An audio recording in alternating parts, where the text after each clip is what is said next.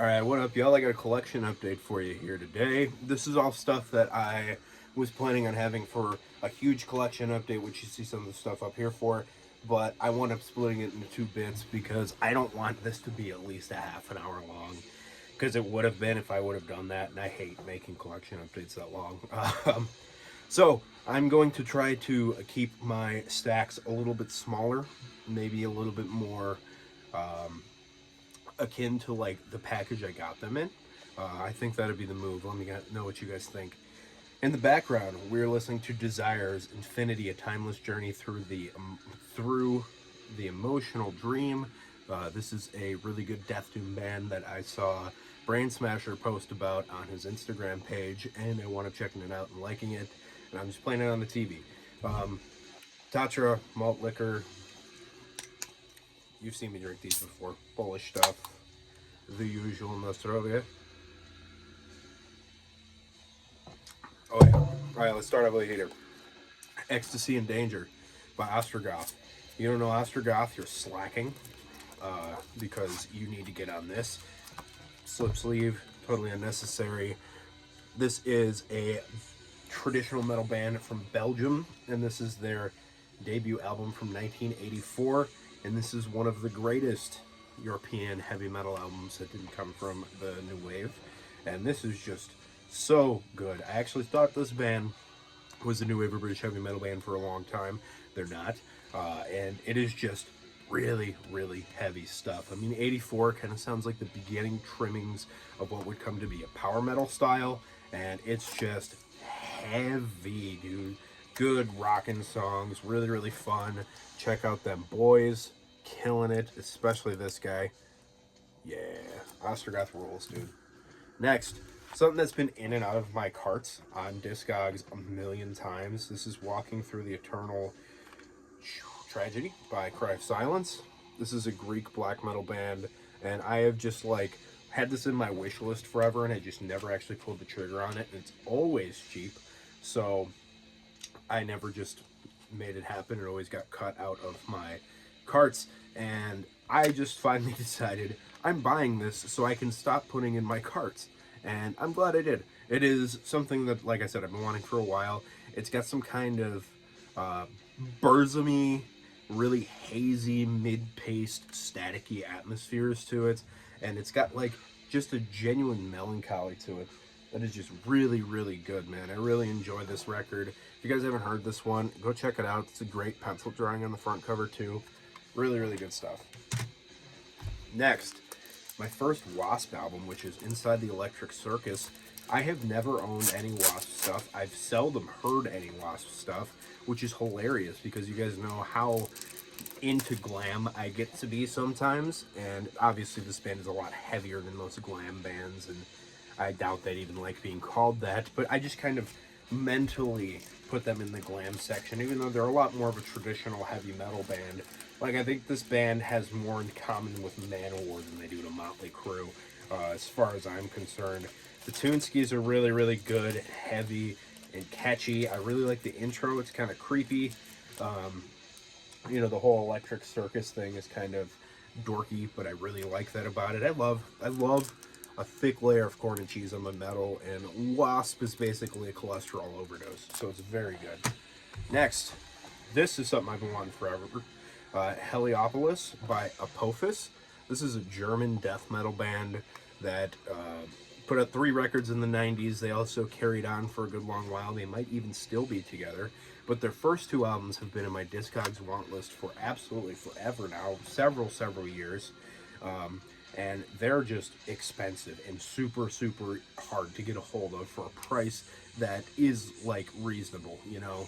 And I wound up finding this one, which is their 3rd record from 1999, for like $8 in a used bin. And I was over the moon about it. I seriously was so excited. I saw the name, I was like, is that what I think it is? I pulled it out, I Metal Archives it, and I was like, this is exactly them. So I was super, super hyped to see that this was just sitting around in a used bin. It's really, really good, kind of Egyptian and Sumerian mythologically based. death metal. Germany has their own sound to it, and you guys are well aware of that. But it doesn't sound like Flesh Crawl. There's just something distinctly German about the way that they do things, and it's really, really killer. Love it. Next, I have another album from this band, but this is Misery Wizard by Pilgrim. This is a doom band from somewhere in the northeast of the United States. I want to say maybe Pennsylvania. No, they're from Rhode Island. Sadly, the main guy behind the band, the singer, is deceased now, which is very disappointing.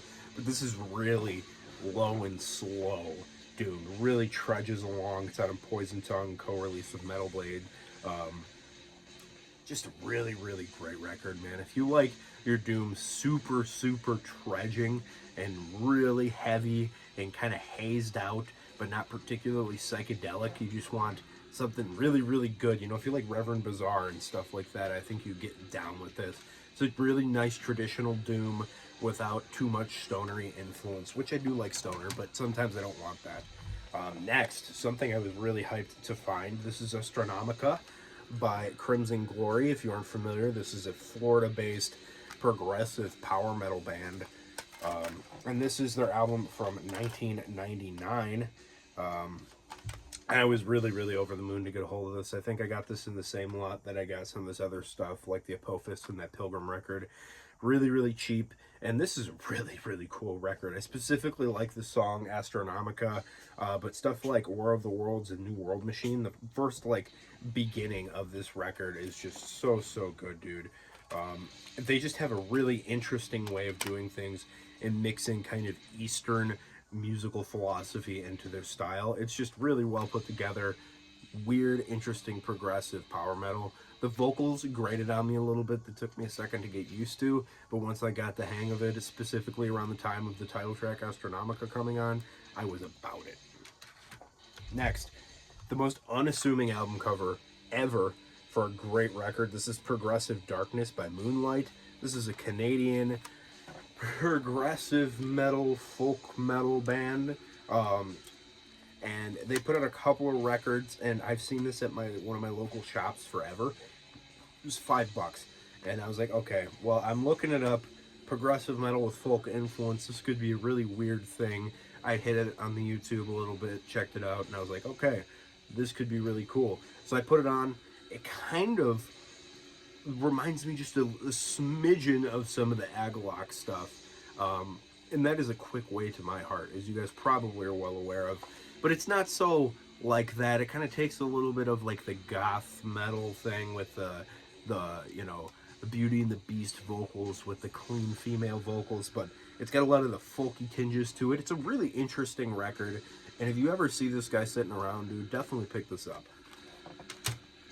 Next, I got 2 CDs that I got from my buddy, and I just wanted these because you gotta have them. 2 records from the Iggy and the Stooges, Raw Power and the self-titled The Stooges. Just a really, really cool set of records.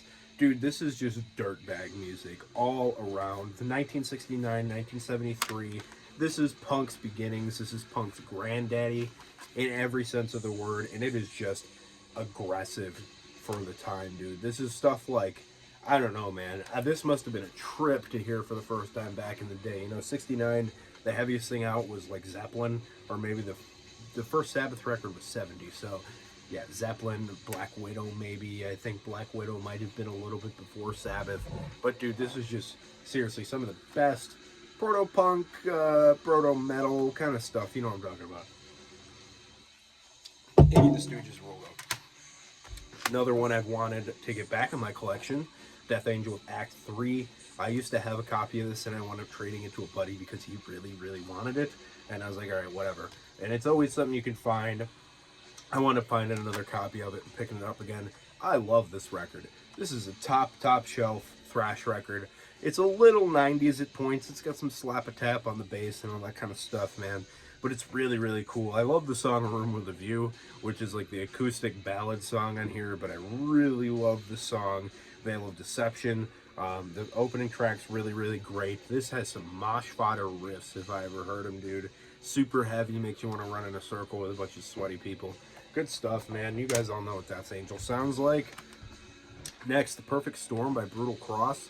This is a Polish band, black and death metal. from the 2000s. They are a Christian band, so it's out on Vision of God Records, and this is a really, really great record. It kind of has a sense of melodicism to it, which is cool, but it doesn't delve into like your Sacramentums and your Dawns and Dissection style of melodic Black and Death. It kind of has its own thing going on, and I really like that about it. I mean, you could maybe say it kind of sounds like The Moaning, which is similar to those bands, but different in a lot of ways. It's cool with a little bit of like a behemoth-y touch here and there. I don't know, man. I think you guys should definitely check out this Brutal Cross record, The Perfect Storm. Check it out. Let me know what you guys think, because I think it's a really solid record. Next, this is Shine by Edenbridge. This is an Austrian symphonic power metal band that is out on Massacre Records. Cool album cover, I think. Really cheesy, really corny. And this isn't the greatest record by any means. It kind of sounds quite a bit like, I don't know, I don't want to say like a Dollar General version, but more like a Walmart version of Leaves' Eyes.